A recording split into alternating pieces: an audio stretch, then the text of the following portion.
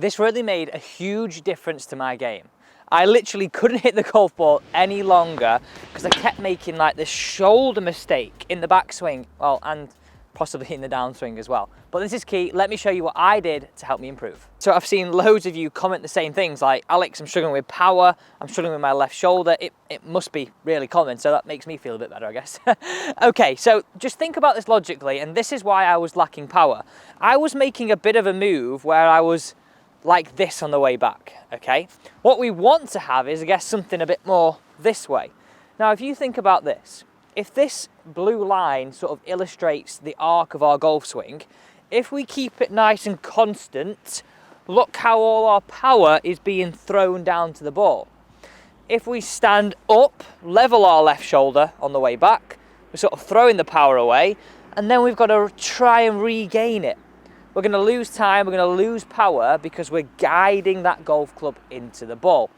And that's something that we've really got to avoid. So nice and simple. If we can keep our left shoulder down, we can then understand that we can keep our arc to deliver our power through. And that's what made the big difference in my mind. Let me show you how I did it. This is how I set it up at the range at Mottram. So I'm sitting a few balls on the range. Now, you could do this element at home, okay? You don't have to do it at the range, but I did. What I did is I got my 3-wood just to pop out of my golf bag, just like this. So if you come down the line, I'm just literally using my 3-wood.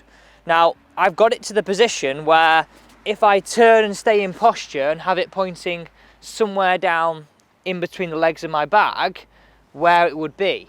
So what my goal was to keep that same relationship to the head cover on the way back, on the way through. I wasn't thinking about the complexity of, I've got to bend this, do that, side bend, this bend. No, I just literally was like, okay, can I make 10 reps just like that? Figuring out that my hips have got to turn, moving it through, keeping that same relationship to the ball with my chest or my left shoulder, not doing this, because right away I could see what was wrong. Once I'd completed sort of 5 to 6 reps like that, I made like my sort of fresh air swings and through. Again, feeling as though I'm keeping that same relationship to the ground. I've never heard people describe it like this. I've just heard waffle, in my opinion. You might feel different things to what I feel. So if I just give you something like this, you can figure it out yourself. That's why it's going to work. Okay, have a go at that. Now on to this stage. Now this is where it had a real impact, not just on the range, but it was actually something I could take to the course. I imagine, right, and I do this to this day, right, that I have a T-peg, a laser, whatever you want to think about, coming out of my left shoulder. Now, if you're left-handed, this would just be your right shoulder, okay? You can just repeat the process the same. But what I imagine is, I dress the golf ball, and I'm going to put a T-peg down here just for the sake of you watching, but on the course, I would pick out like a mark on the ground. I'm going to imagine my left shoulder points in between the golf ball and that T-peg. But you could have a mark on the ground, a leaf, a broken peg, anything, right? It doesn't have to be anything specific, just roughly a club head difference in distance. So you can make some swings now, and all you've got to think is one simple thought. I repeat that again, one simple thought of that.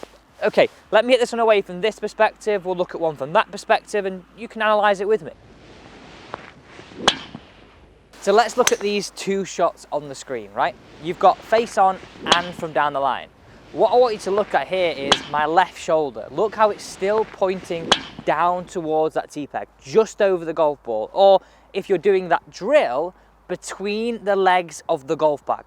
Now again, really maybe even pause the video at this point, replay it, because that is what we're trying to get. We're trying to get that same relationship to the golf ball throughout that backswing, throughout that downswing, in order to deliver our power and hit the golf ball much longer.